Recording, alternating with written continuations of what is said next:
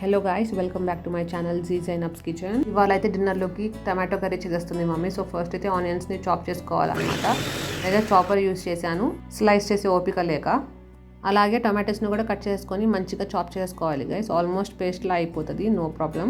అలాగో tomato curry కదా మనం చేస్తుంది ఇప్పుడు. అండ్ ఈ చాపర్ గురించి ఏమైనా డీటెయిల్స్ కావాలంటే కామెంట్ చేయండి గైస్. అండ్ నెక్స్ట్ వచ్చేసరికి స్టవ్ మీద ఒక కడాయి పెట్టేసి తగినంత ఆయిల్, అందులో కొంచెం మెంతి పొడి, తరిగి పెట్టుకున్న ఆనియన్స్, పసుపు, ఉప్పు వేసేసి పైనుంచి కొంచెం కొత్తిమీర వేసేసి కారం వేసి మంచిగా కలుపుకోవాలి గైస్. ఆ తర్వాత మనం పేస్ట్ చేసి పెట్టుకున్న టొమాటోస్ని వేసేసి మంచిగా మగ్గనివ్వాలి.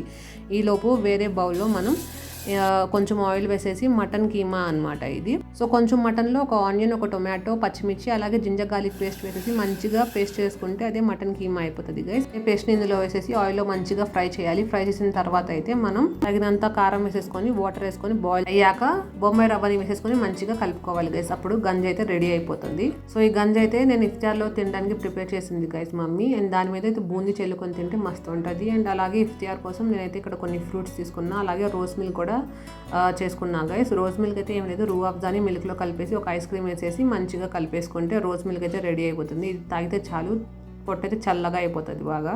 And this is my iftar plating guys. చూస్తున్నారు కదా, ఒక బౌల్లోకి అయితే నేను రన్ చేసేసుకొని దాని మీద అయితే బూందీ చల్లేసుకున్నాను. చూసారు కదా, బూందీ అయితే మంచిగా వేసుకోవాలి, అప్పుడే టేస్ట్ అదిరిపోతుంది. And this is rose milk and some fruits as well. అలాగే కొన్ని ఖర్జూర పండ్లు కూడా పెట్టుకున్నాను గైస్. ఇఫ్తార్ అయితే అదిరిపోయింది with simple and healthy iftar guys. I hope you all like this video, and please don't forget to like, share and subscribe to my channel guys. Thank you.